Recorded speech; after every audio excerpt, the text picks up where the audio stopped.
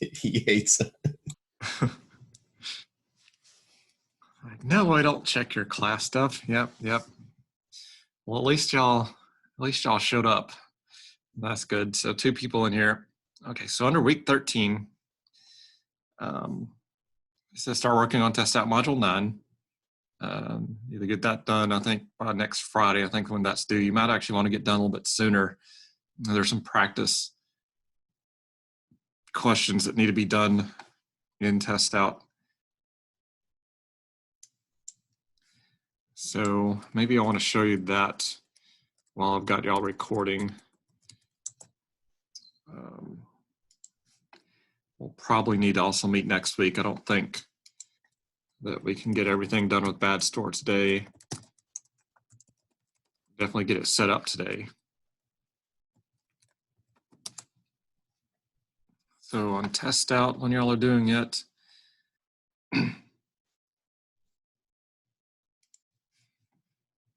let's see.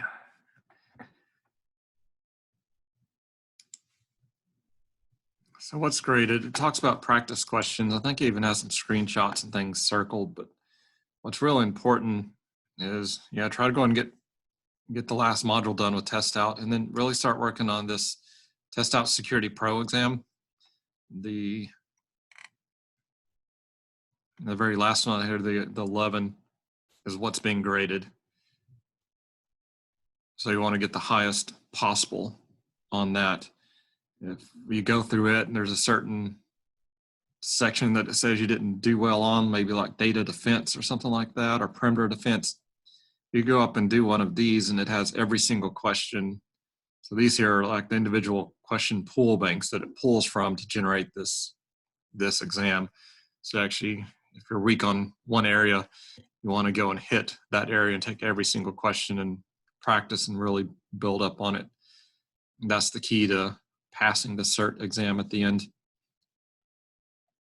And I've normally had a really high pass rate, so hopefully this being out of class isn't going to mess that up. I think the key is to getting really high, 90% or higher on this exam is pretty much guarantees you'll pass. And then you have Security Plus. And this here to help you if you go take the actual Security Plus certification exam. You'll not only have hands-on, similar to what test out's going to give you, but you have a lot of multiple choice questions on the Security Plus exam. So these here will help you get through that.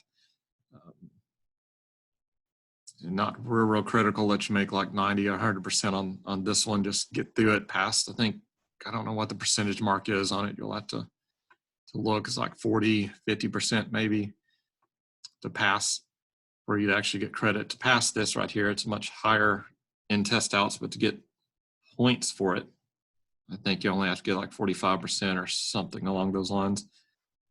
The main thing to really focus on is getting 90% or 100% and going through the Security Pro.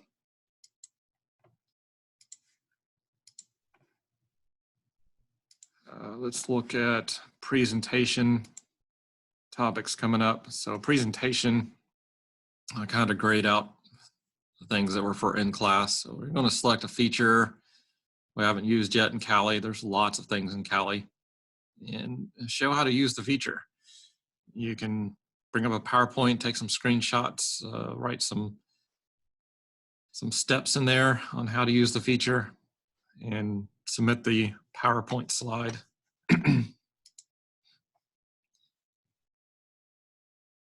So we're not actually going to do a presentation if you can't like get enough through with PowerPoint. There is a thing called Screencast-O-Matic. I believe it's called Screencast-O-Matic, or you could just record. I think PowerPoint allows you to record your voice.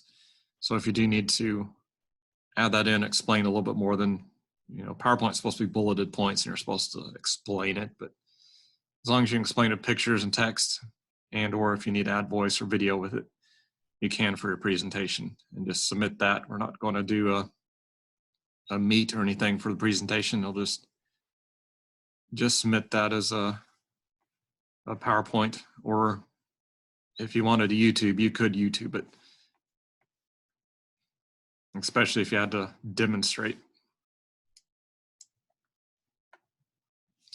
Okay, so I'm gonna switch off of this and I'm gonna share remote PC. I hope people can log in to the computer at school using a remote PC. I've sent off those links. I'm thinking I am sharing my web browser, right?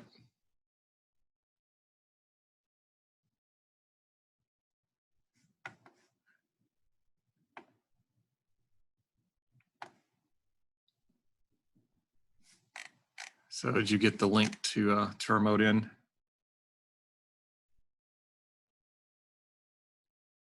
And if there's no computers for you to,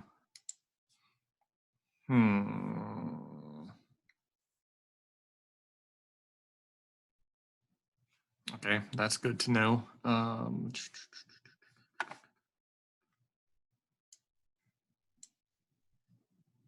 Hey, Lucas. So we're trying to figure out permission. Why do you not have? That's the group of people, computers in this group. Back.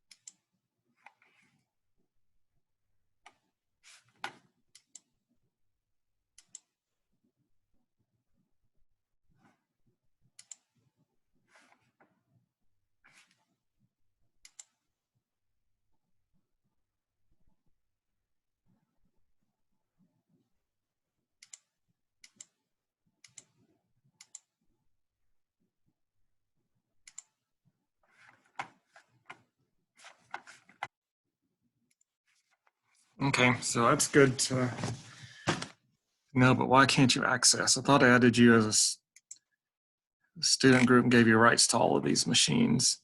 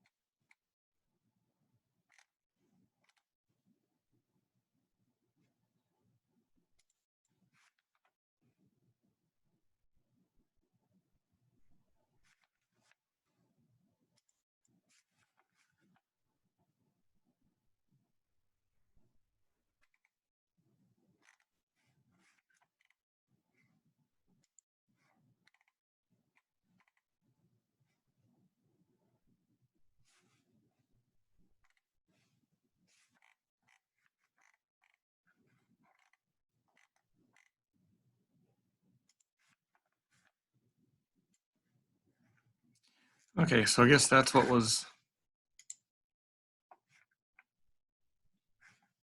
messed up on that.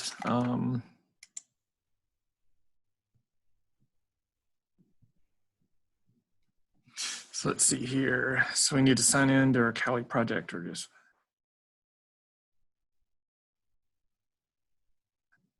Yeah, on that presentation, just a Lucas on found a feature that we haven't gone over in Kali, and you do a PowerPoint on that. And that's due like at the end of April. You have to look at the due date on that, but just giving you all a heads up. Okay, does anybody else not see stuff here?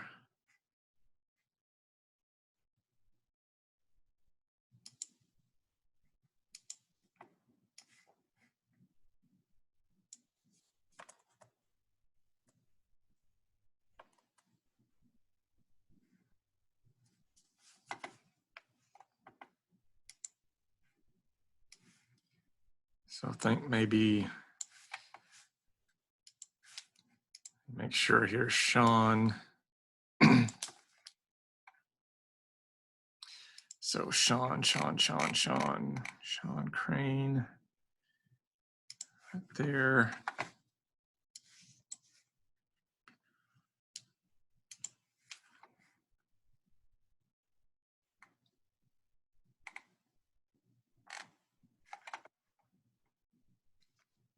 No, not Sean Crane, right? Wait.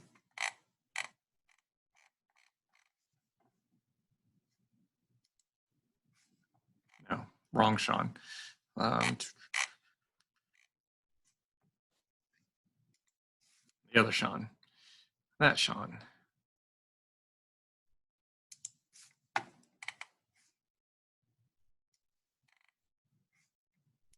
Give you access to both rooms in case you need anything for 103. But okay, so there we go. Save.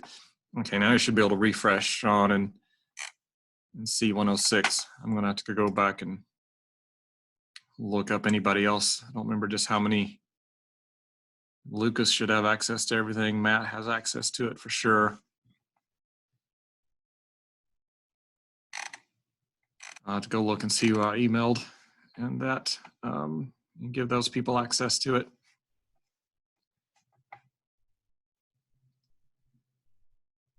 I think I told you what.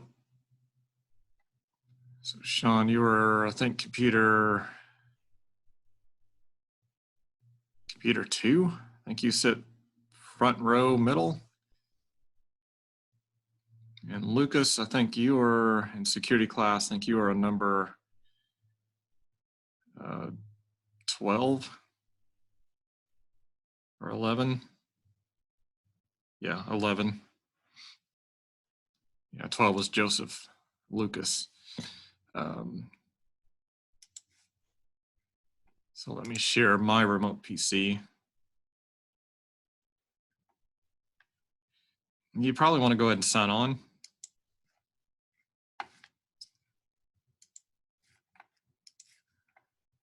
And if you do get behind or anything, like I said, I'm going to, this here is being recorded. So it'll be put up under YouTube under week 13. If you'll scroll down at the very bottom, I'll have like Tuesday's lecture, Thursday's lecture. I think I just put Tuesday's lecture on the VMware class, and it's actually Thursday. I don't know what day it is being locked away.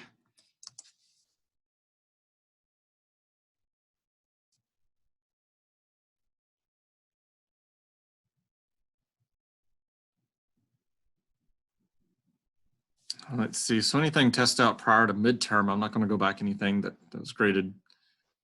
Midterms have already been locked, so I won't update any grades on that. But go ahead and get anything updated on test out that you can, like 7, 8, and 9.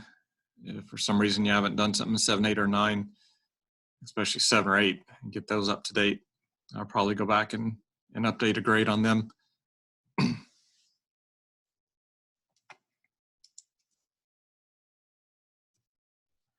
So what we're going to do today is the BadStore. BadStore should already be on your computer at school. So if you can remote into that at school, and remember your C drive ISO folder.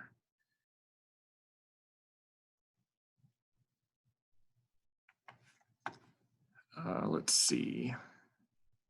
What am I sharing? I'm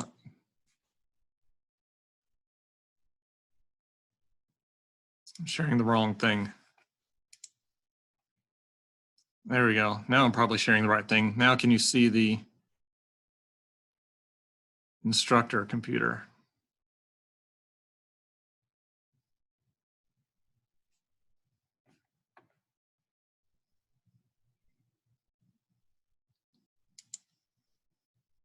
So now you should be able to see the instructor computer.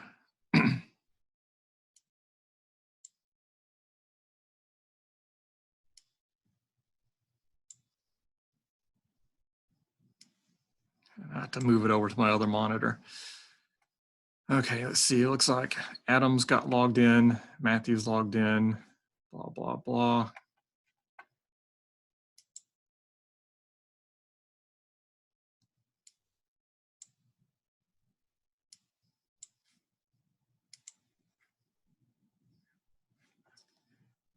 Let's see, Lucas not logged in yet. And Sean looks like he's working on probably getting logged in.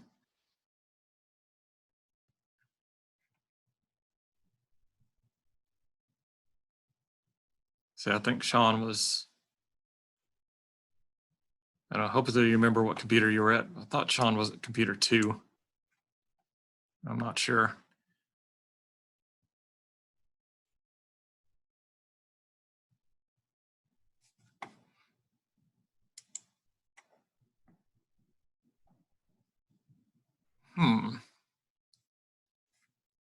Okay, cool. Yep, I see it. Popped on there. So for people that are watching on this, the BadStore ISO is probably on your C drive under ISO. It should be on everybody's machine, I would think. But if not, then I'm also going to put it in chat. It's // or whack AT 106 INST, and it would be under share. It would be under ISOs, and then under security class. So I'm going to go ahead and, I don't know if I can copy and paste from remote PC. Oh, that's cool. Remote PC does allow copy and paste all the way through. So there we go. When you get logged in, if you don't have it's the BadStore 212 file. You can also find that and download it off the internet too. It's a purposely built e-commerce site that has no security or very little, very bad security on it. So if you don't happen to have that on your C drive, you'll need to use your File Explorer window and go to the instructor share and copy it onto your C drive ISO folder. But like I said, it's probably on most of your machines. And then we'll need to create a virtual machine.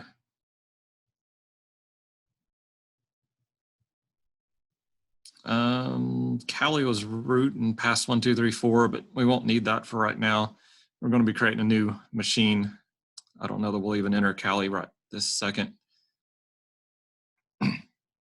One thing about remoting in, for those that just now getting a remote PC access,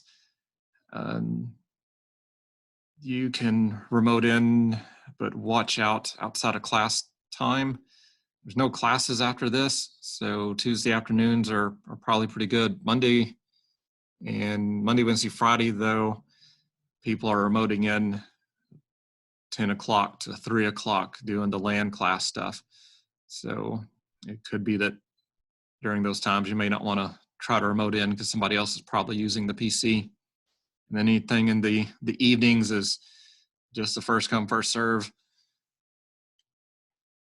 Of course, if somebody's already remoted into a system, this is networking, you can always in Hyper-V Manager log into a different computer in the classroom, and you can always right-click and connect to yours.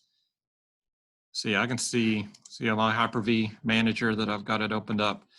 I can go and jump onto anybody's machine that's not mine, and I can mess with the virtual machines, connect to them and view them. So if you do log in, it should show you if somebody's connected to the machine or not.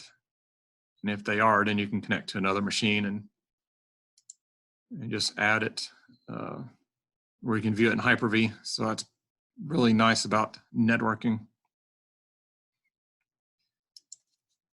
So while y'all are getting everything connected and make sure that you got the BadStore on your C drive, talk a little bit about security. There's been concern about Zoom. One of the big concerns was Zoom bombing.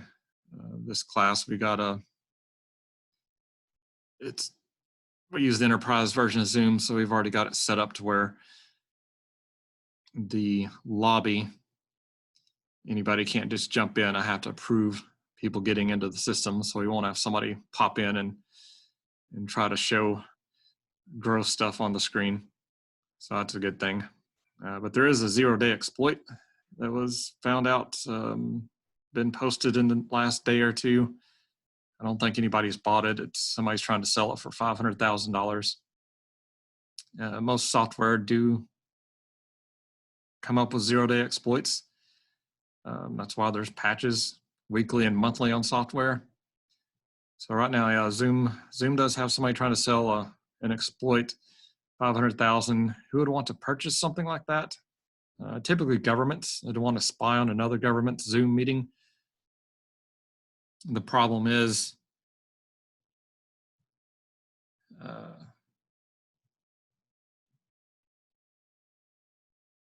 yeah, airdrop. I've seen the airdrop thing.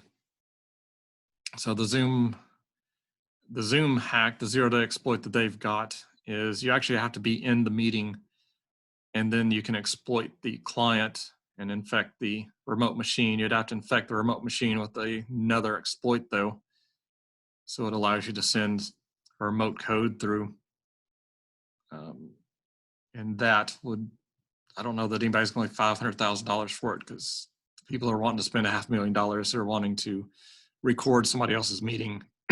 President Trump talking with the Ukraine people or something like that. They want to record that. That's what they want to spend the money for it. If they're already in the meeting, then they're going to know, who hacked the system. So nobody's purchased it as of yet.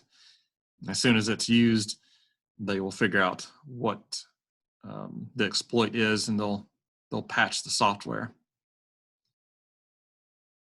But when you get done with class, you probably don't want to leave Zoom client if you're not going to use Zoom after the semester ends, or even if you're going to need it for the summer or something. Either make sure you keep Zoom client up to date, check the website every couple of weeks and see if there's a new update for the Zoom client, or uninstall it from add or remove programs. But that goes with anything. Zoom, it's not limited to Zoom. It's popular right now. People are trying to hit it, but every single thing you have on your, especially web browsers, video players and stuff like that, are all very popular to have exploits.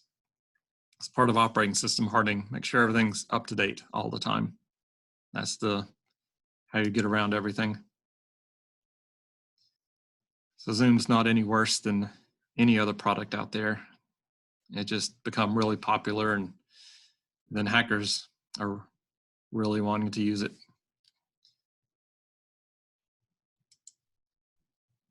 Okay, so we need to create a virtual machine for this BadStore. So it's the e-commerce website. It's going to be a live CD. So you'll need to have Hyper-V Manager open, and we'll need to create a new virtual machine. So we'll click New Virtual Machine. And of course, the new virtual machine wizard will pop up. You just go next on the first welcome screen. The name and location, we're just going to give it a name of BadStore. I guess we named everything security, so I'm going to go ahead and name mine security BadStore.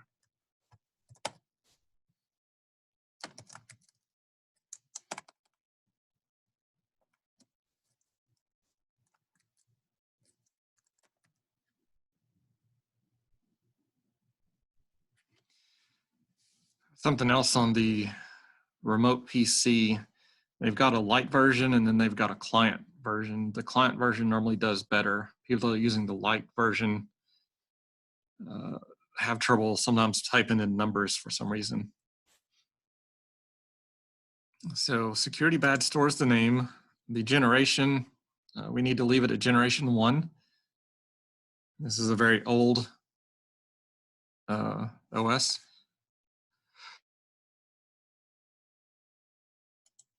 I think I muted myself before I sneezed and blew your eardrums out.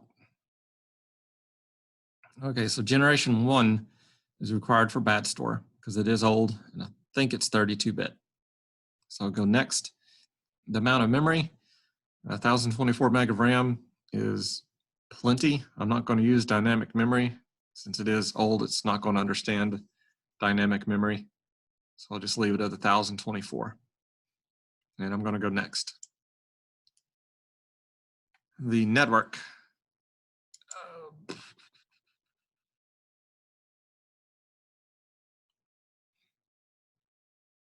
The network, we don't really need to mess with it right now. We can leave it at not connected. So go next. That network adapter is too new. We're actually going to have to remove a network adapter. The hard disk. This is a live CD. We don't need to install anything or have any hard disk space. So I'm going to check attach a virtual hard disk later. It would be the last radio button on the connect virtual hard disk section. And then I'm just going to click finish. So there's not a lot of changes there, or didn't attach a network adapter. We told it no hard disk. Generation 1 default 1024 meg of RAM. Now we have to edit settings on the BadStore virtual machine that was just created.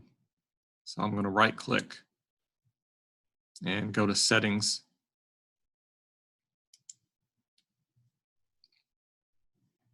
The settings dialog box will appear. And the first thing I'm going to do is find my network adapter.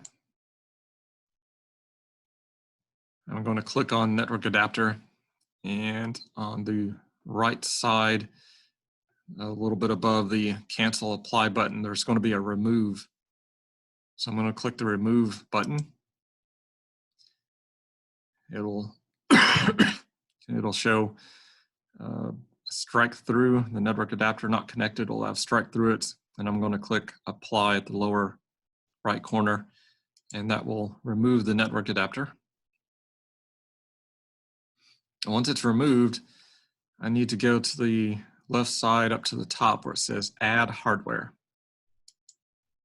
When I click add hardware, it'll give me a list of SCSI controller, network adapter, legacy network adapter, and fiber channel. We have to put in a legacy network adapter. The BadStore does not have drivers for the modern network adapter. So click on legacy network adapter in the listing of add hardware. Click on the add button. And then it will ask you virtual switch to connect to.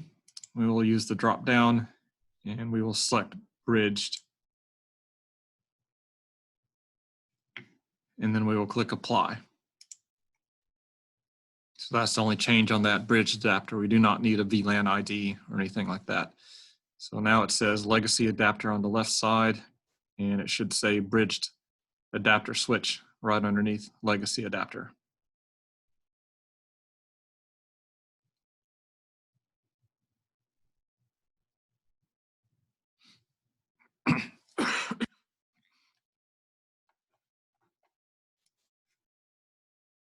Okay, you see it good.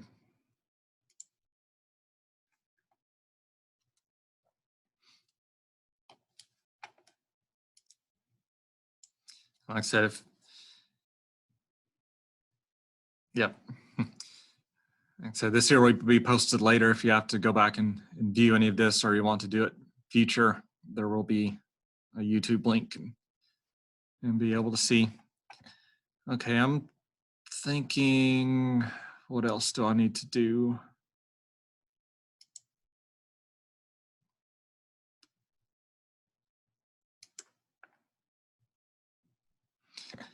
Okay, I found an IDE controller on the left side. It's up a little bit from where it put in the legacy adapter, and it should show a DVD drive.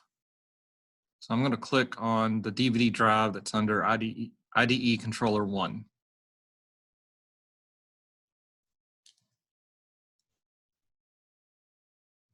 And that will allow us to, under the media section on the right side, it's set at none for right now. I'm going to click on image file.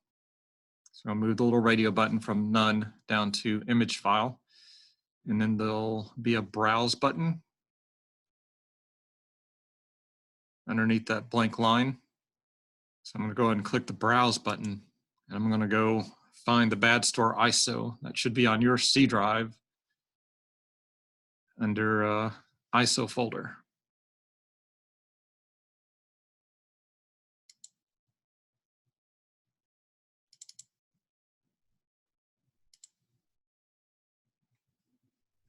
So find BadStore underscore 212 and click on it, and you just hit open. So our image file, it should be C:\ISO or ISOs in BadStore 212.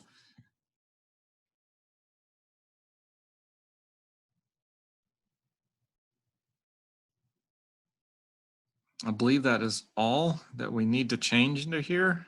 We added the CD-ROM, we changed out the network adapter, your BIOS at the very top, run underneath add hardware. BIOS should have boot from CD underneath it.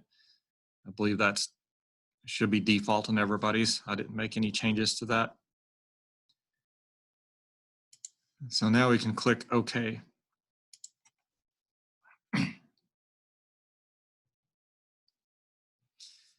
Something that you might want to save as a notepad file. I'm going to go and bring up the notepad.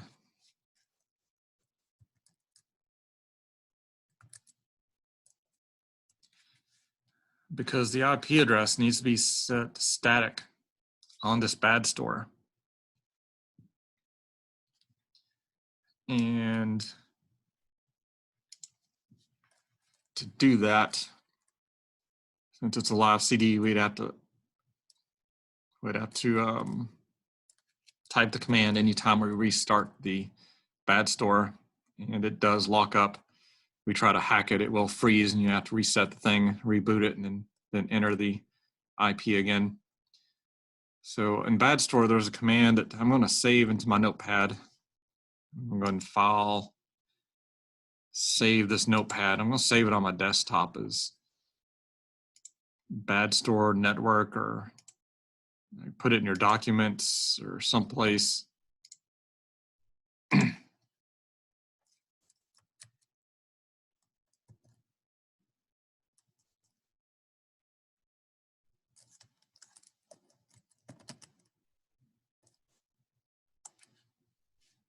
So BadStore network. And this here, so if you do working on this later and you've had to reset it because you're playing hacking at the thing, and you can just copy and paste or look at the code. So we have to do an interface config. So I'm going to put in my notepad if config. I'm going to paste this in the chat too so you can see it. if config, I'm going to put in ETH0. That'll be the network adapter. And then, to finish this out, I'm probably going to have, I think I have to do, I may have to update this. I'm going to put in 10.10.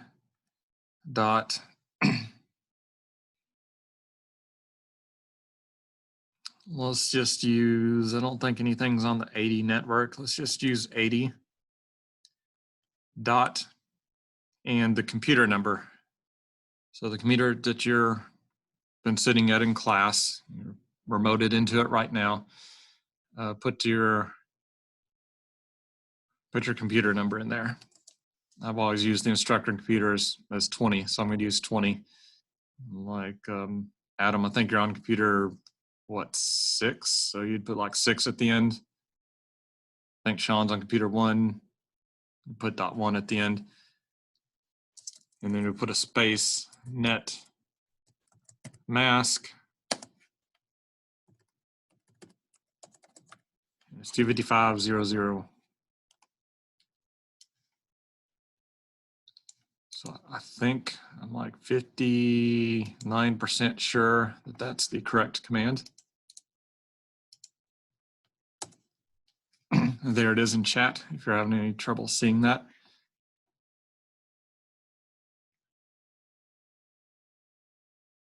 %59 isn't too bad. It's still failing. Okay, so let's see if I pass or not. I'm going to go ahead and start up.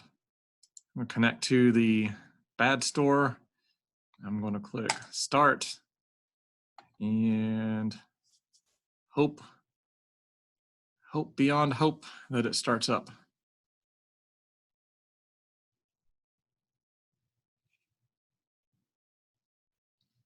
It comes up and auto boots. I think it auto logs in as root.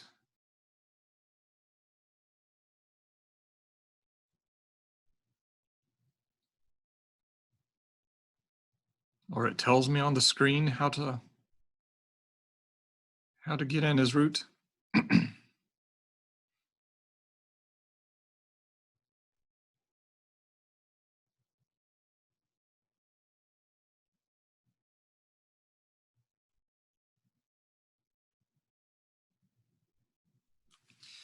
Yep, it says just simply hit enter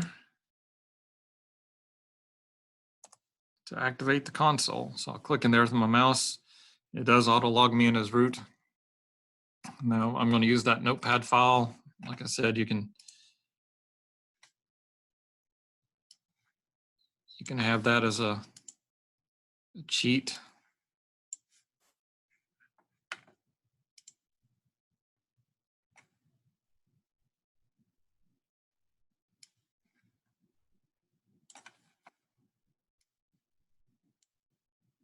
Well, PC is kind of slow. I'm trying to click too fast. Okay.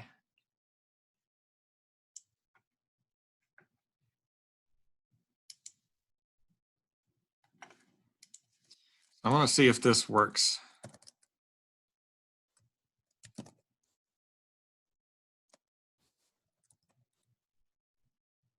It's probably better to use the numbers at the top of your keyboard versus the number pad when you're remoted in.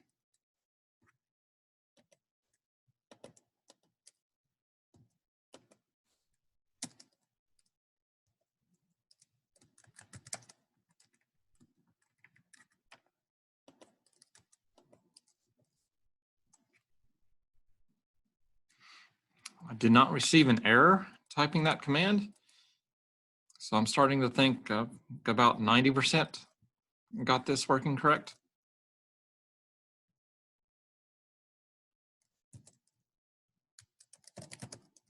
I'm just going to issue an ifconfig and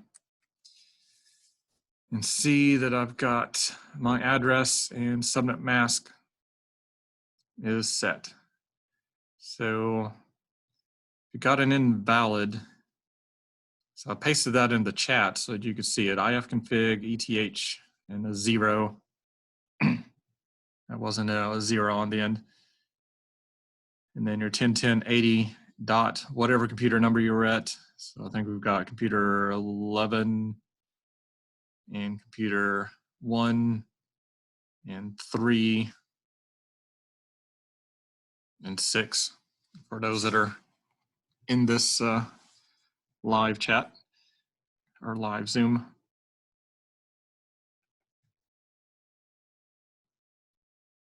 Cool. So that's all you really have to do to BadStore.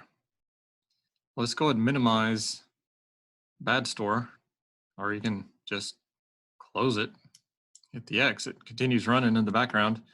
That's all we had to do is give it an IP address. Now we need a web browser. I guess I can use Kali, but really truly matter. You could use your Windows 10 or something, but Kali's got some cool stuff in there that we'll probably use. It's got a proxy that we may play with. Probably not going to get to it today.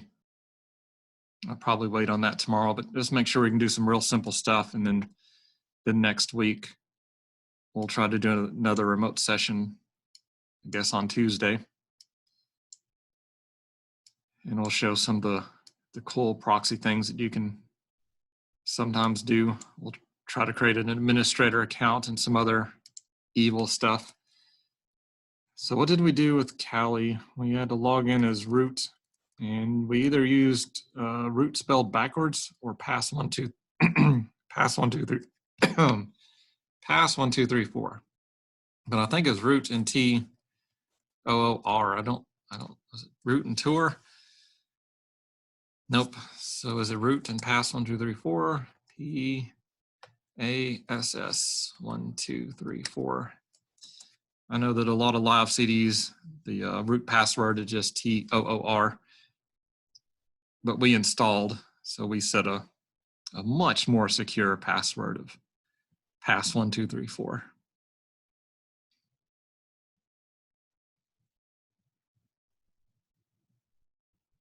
Joking, of course. Okay, I am going to launch a web browser. No, I'm not. I'm going to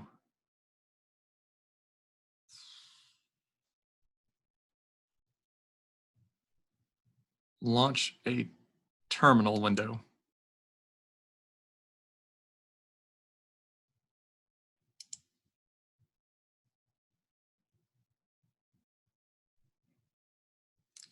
So in the terminal window,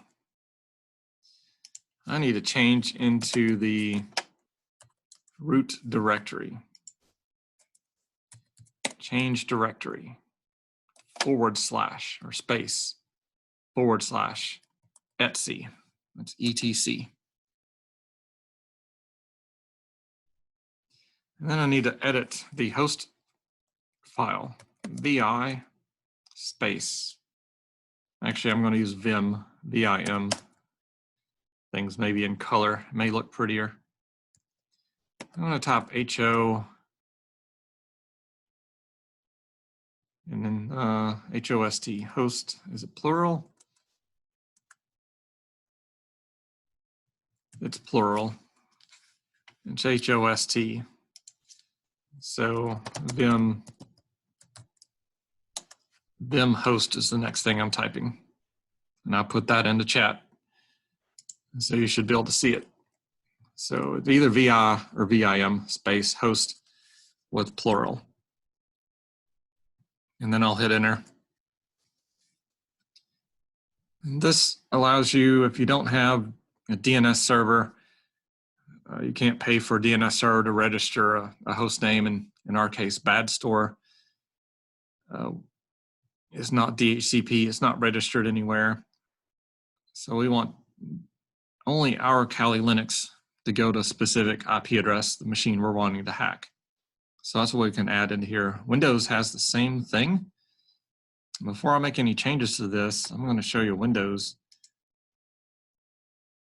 This used to be a problem in Windows. Viruses used to like to change the host file in Windows. But Windows come from VAX VMS Unix.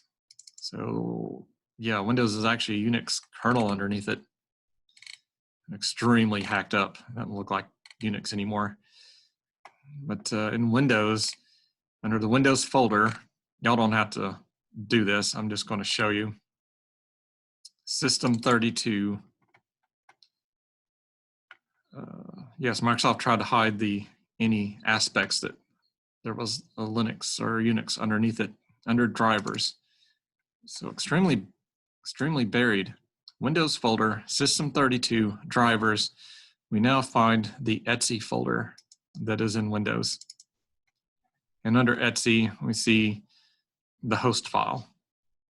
So looks almost identical to the host file in Linux. You can edit that with an administrative notepad or any type of text editor, but I'm not going to do any changes. But if you needed to, you could go into that host file and do the same thing we're doing in Linux if you needed to make a small network at home without a DNS server. So in Kali Linux, I'm going to hit I on the keyboard, and you should notice an insert at the very bottom of the screen. So I'm going to make sure my mouse is positioned, or my cursor is positioned at the very first line, and I'm going to hit enter. And I'm going to go up. So the very first line up there, new blank line. I'm going to put the IP address of the BadStore. So the 10.10.80. Whatever your number was that you made your BadStore. I made mine 20. So please don't make it 20 for y'all's. I'm going to tab over. And I noticed they've kind of got an example there. They've got a cali20.csnt.edu and then a space and a cali20. So I'm going to try to follow that. I'm going to type in actually 3 things out here. I'm going to do www.badstore. Whoa, too many S's.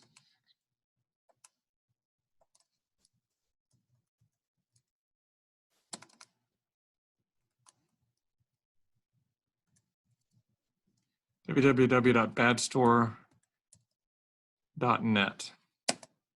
So you may have to watch. For some reason, mine's wanting to, with the remote packet loss stuff, it's wanting to type a whole bunch of different multiple letters there. And then I'm going to type in, I guess, badstore.net.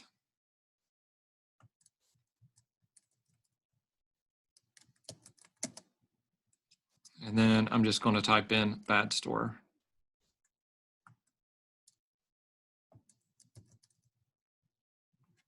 So it's probably pretty small on your screen, but I've got 10.10.80. My number. I hit tab, and I did www.badstore.net. I use the space key. I typed in badstore.net, use the space key, and then typed in BadStore. So if I try in a web browser or a ping command, and I type any 3 of those words, it will resolve to the IP address of BadStore. And like I said, you can do that inside of Windows too. If you've got a printer or you're wanting to do your own host networking and stuff and no DNS at home, you can put the IP address static, different ones, and ping between them. And you'd have to do that on every single machine at home. So once that's typed in, it still says insert down at the bottom. If you remember from VI, you have to hit the escape key. I hit the escape key once, and the insert disappears at the bottom of my screen.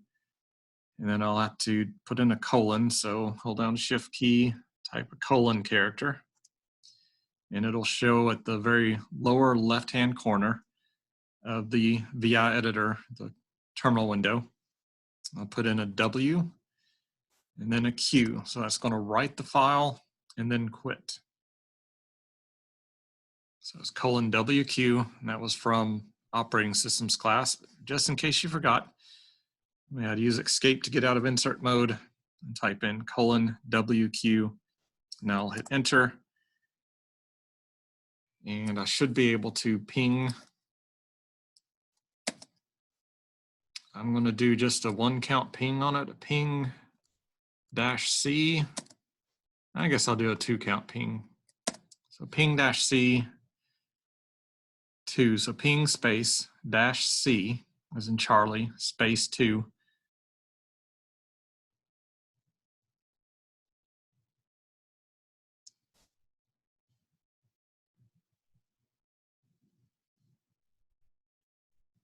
Yep, Shift ZZ will save too. That's a good one. Let me put in here into chat what I typed in. course, not the question marks, but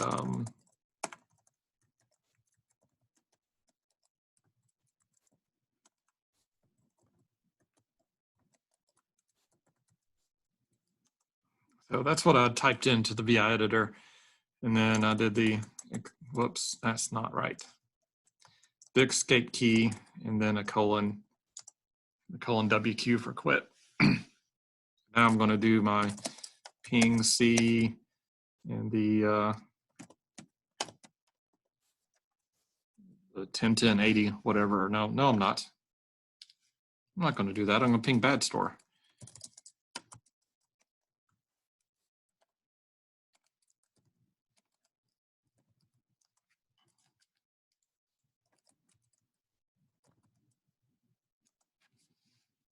Ping BadStore, and it should get 2 successful pings.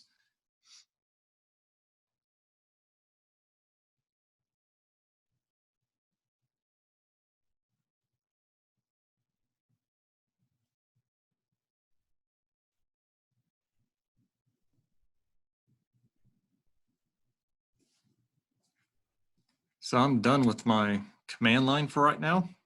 I can go ahead and type in exit. So it successfully pinged the host name. That means that I can open up a web browser and access the website.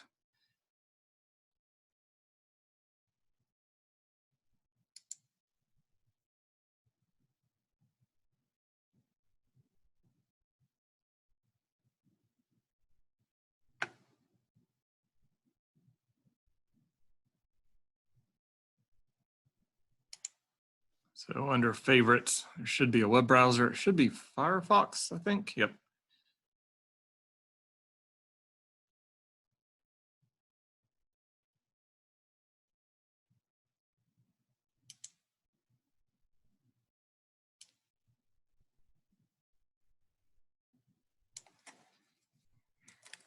It does seem a little slower than it has been. I wonder if remote PC network or our campus network or.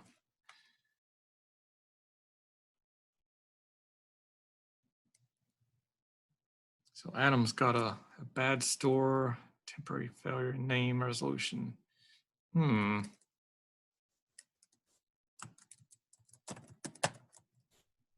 Okay, we'll look at yours just a second. So those that can go to www.badstore.net. I'm going to look over at Adam here.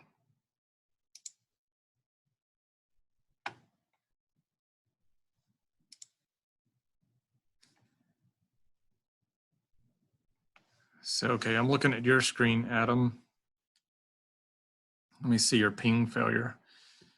So you have the 101080 dot. You got 06. That's what's wrong. It should be just 6.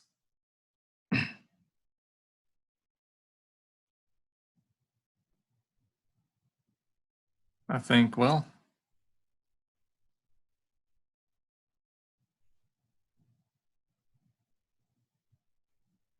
Yeah, so, and if you try to ping BadStore, it fails.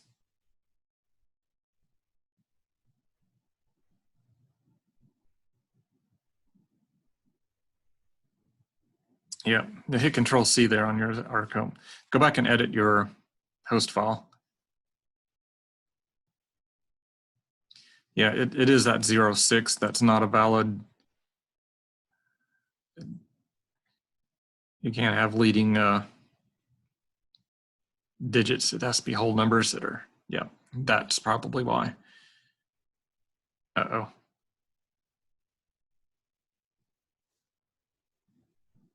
Yeah, before you do ZZ, you have to escape. Okay, now it pings.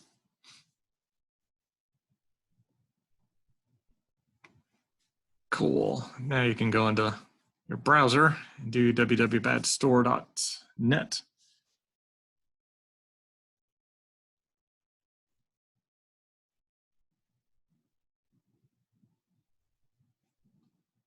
Sweet.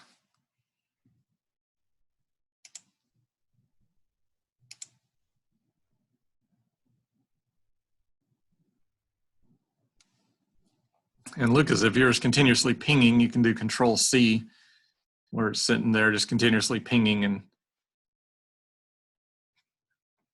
get there. Let's look at what Lucas is doing. I think you've opened up the wrong browser.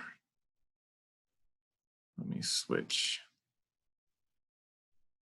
So yeah, you have to open up the web browser in Kali Linux. So right there, Lucas, just hit Control C, click in there where it's like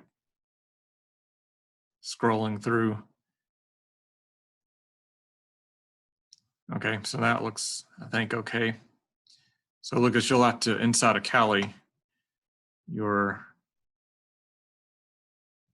have to go under favorites and launch the web browser.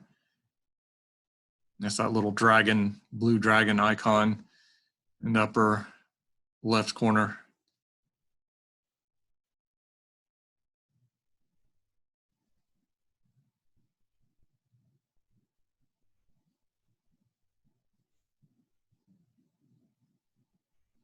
Yep, and then you see web browser.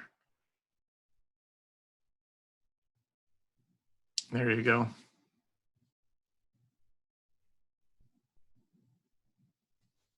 And now in that address bar, you can put the www.badstore.net.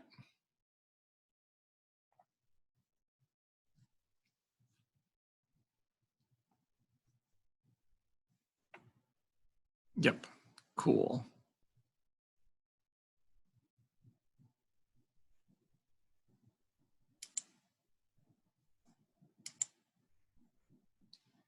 Let's see, so Matthew.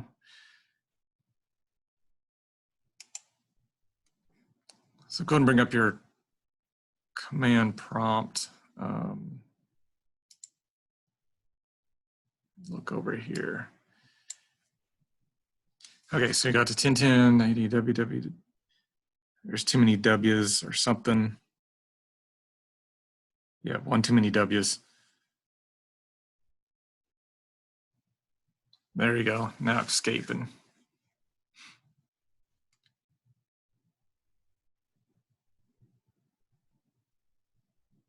That's what the issue was.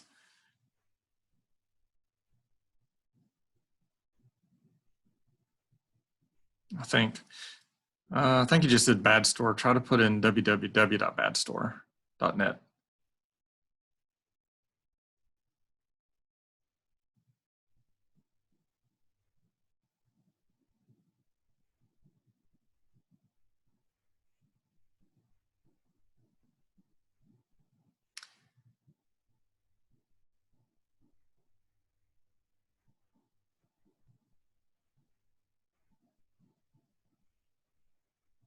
Yeah. Did he put .com at the end or did he put .net? I thought he put .net in his browser.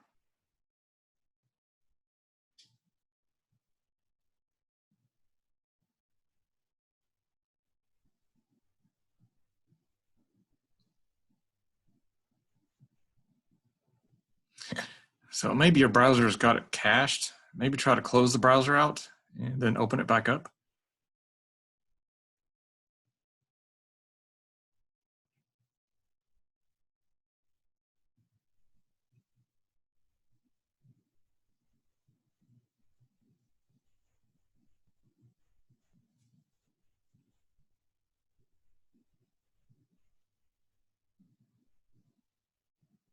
Yep.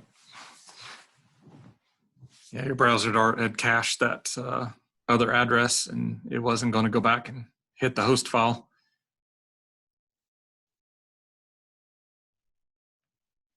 Yeah, if you unmute yourself, you can talk back.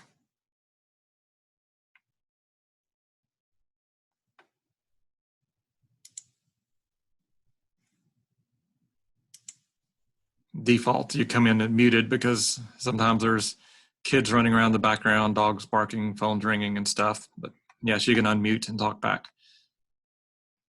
And then that would be recorded, it'd be on the YouTube video. So don't say anything bad about somebody. Okay, so everybody's at badstore.net. That's pretty neat. So some good, maybe that helps anybody else that's going to be watching this on YouTube.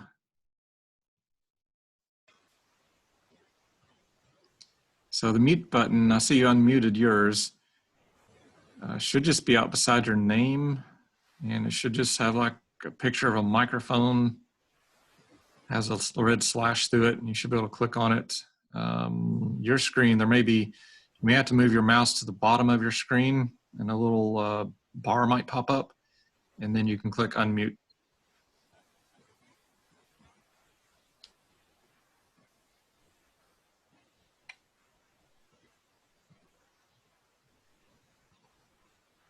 Now I can't hear you for some reason.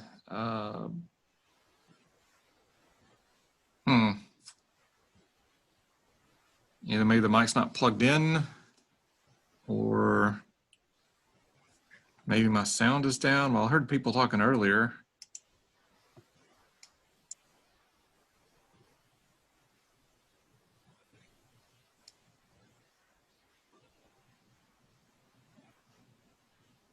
Yeah, I hear background noise.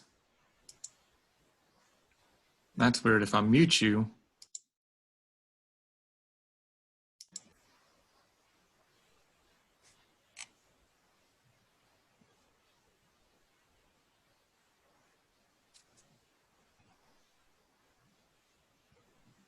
yeah, sometimes there's multiple, it detects multiple mics. Sometimes it tries to use the speakers or use a microphone.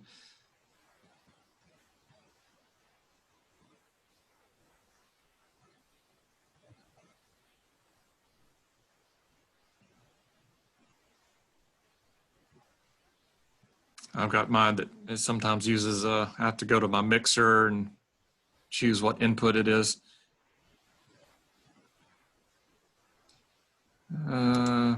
My remote PC connection seems to have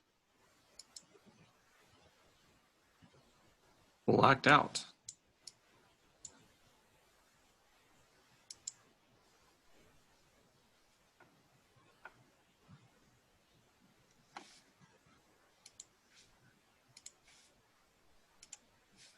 I'm gonna switch and share my whole screen. So yeah, my remote PC connection quit. That's good.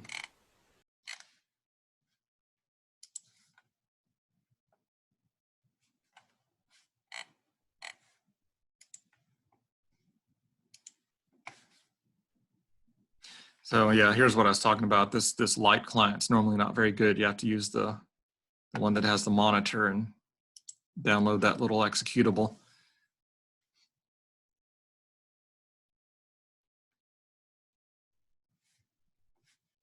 Okay, now it's back. That's better.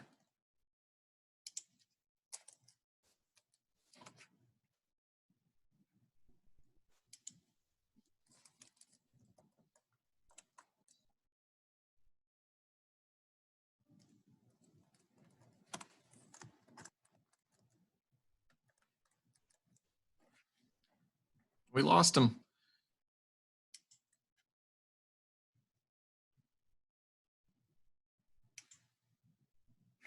Okay, I'm gonna go back to just sharing my remote PC. And there we go. So badstore.net. That was our goal basically today, was to jump in here.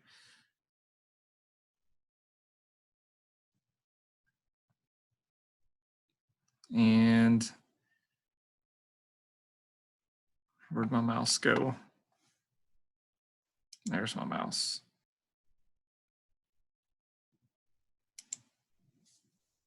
So we can look around in BadStore. I'm going to look at what's new.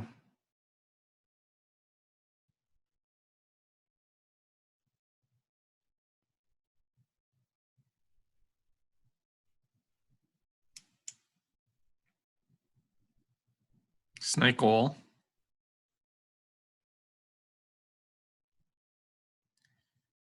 Cute white bunny.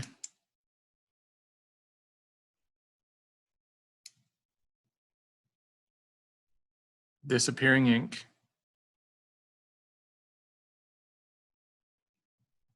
Money. Yeah, you can buy money.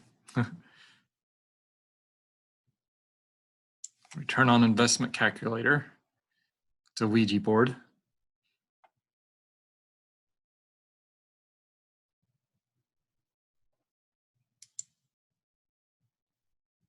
So that's pretty neat. Let's see if we can do a quick search on something. Let's see if I can just find snake oil.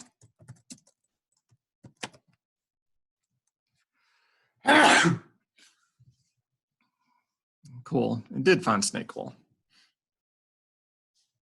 I think you have to be pretty exact in your search. Can I just search for oil? Nope, it didn't work. But here we come up into something that's already pointed out that why this is bad. I searched for something that it could not find. They should have, anybody in SQL is, I don't think anybody's in SQL class. Oh yeah, Adam is, so there you go. So the where oil in, and it looks like it searched for a couple of different columns here, but they didn't, that's not a really good SQL statement there. You'd want to where oil or where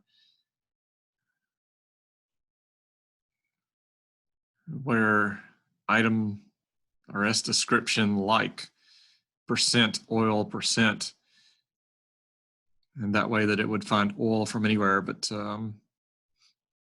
maybe they should put percent signs around the oil there. That might work. But they didn't do that, so their SQL is pretty bad. But here's something, since you are in SQL class, I wanted to show you one thing about form validation. You may have heard of form validation stuff before. If you don't write this is front-end app that connects into a MySQL database. I just know that because we've hacked around the store before in the past, but this front-end web interface here is a not coded to stop certain characters. So SQL injection is a way that you can inject SQL code, meaning things like select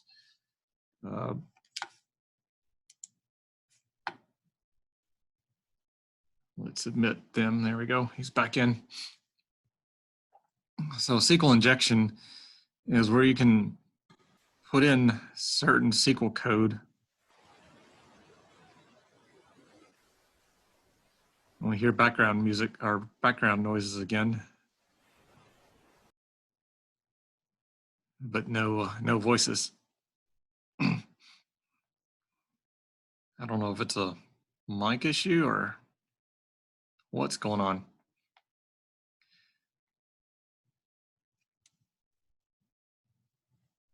Huh. Well, that's pretty bad. It sounds like you got a sound card issue or a driver issue. Maybe a driver issue. Or, well, let's see, put your headphones in and restarted. Could possibly be a grounding issue. If you don't have the case grounded very well and you plug something into the computer and it restarts, it's sometimes static electricity. So maybe your house isn't grounded. Maybe the wiring in the house, they wired the neutral and hot together and something's, or not neutral and hot, the neutral and ground, they can jumper that. Or not even wired up. You can have a 3-prong plug and just have neutral and hot wired. There's probably something wrong with your ground or your ground rod. Sometimes the ground rod doesn't make connection. You got rocky up there in Rosebud area. You can take some electrical fence wire and clamp it. Take like 3 or 4, like 10 or 20 foot runs of electrical fence wire and radiate it out, connect it to your ground rod, and make a better ground than just the ground rod by itself. So a lot of stuff you can do for grounding on that. Okay, so we're talking about SQL injection. We've got a quick search up here. well, we've already seen if we search for something that's really bad to see the SQL statement, because now I got some information about the database itself. I know what column or some of the column headings are. I know that there's a table in the database called itemDB. So that's a lot of information there that I could use if I could maybe get into the database portion. I might try to scan for database ports and see if there's any like MySQL, or look at all the ports that are open using a nmap scan. And if I see a port that matches a database and I see that this is accessing a database, then I might be able to try to break in and use that information. But the really cool thing is, I was wanting to show today, is the SQL injection. So you're able to use escape characters. You notice here where oil and oil is surrounded in single quotes. Single quotation marks is a special thing in the SQL language that Adam knows about. It designates things that are text and not commands. But notice where oil popped in. It popped in right here in between single quotes. If I was to put a single quote in,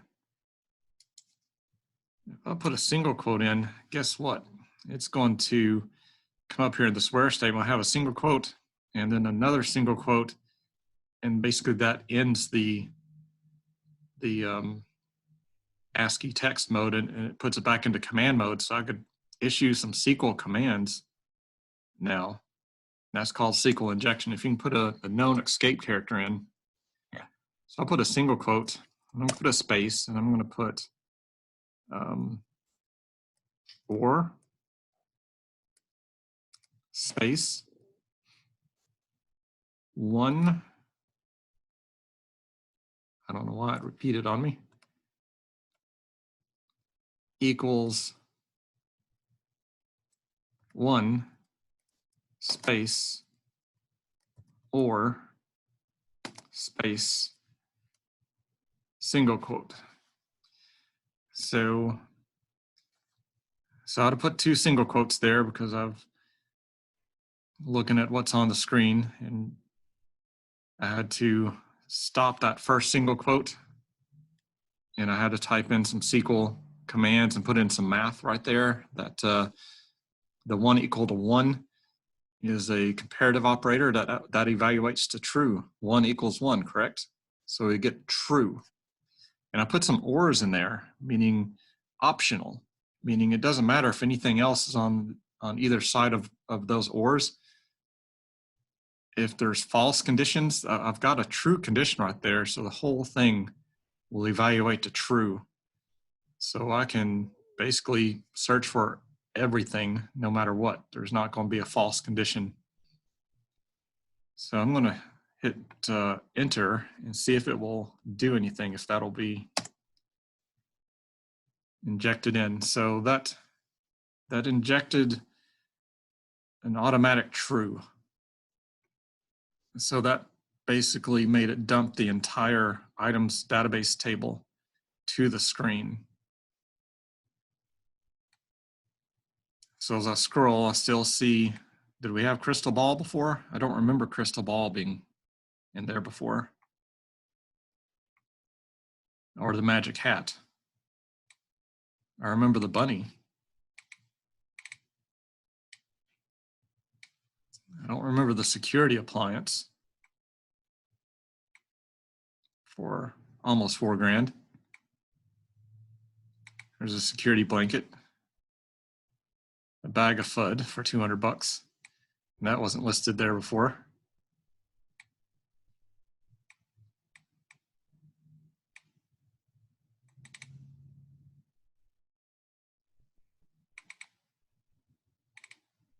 Invisibility cloak.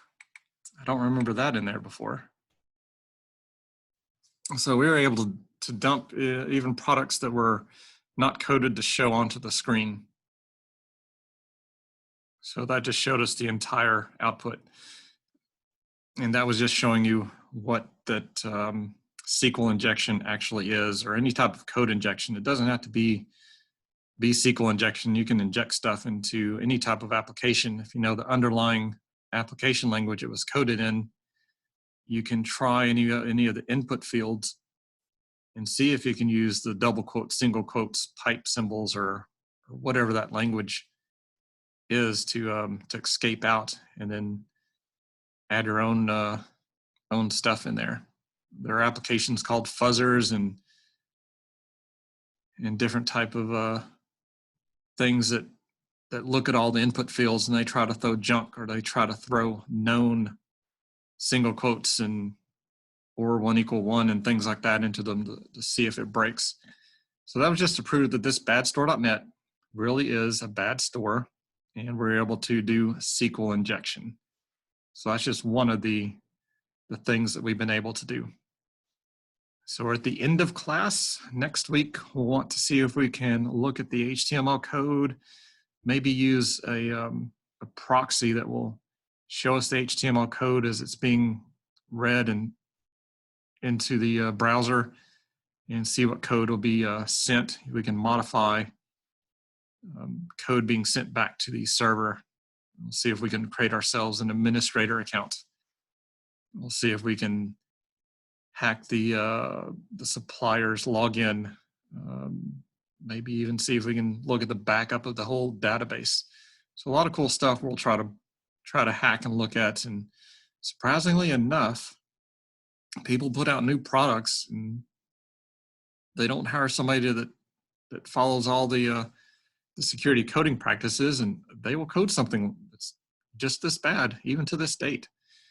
So this is just to show you that if you're developing stuff in-house using a third party, you know, some of the just blatant stuff that you should double check to make sure it is not in the product that you're buying. So I'm gonna just close down my Kali window, and I'm gonna leave Kali and the BadStore up and running. It's fine. And I'm going to stop recording.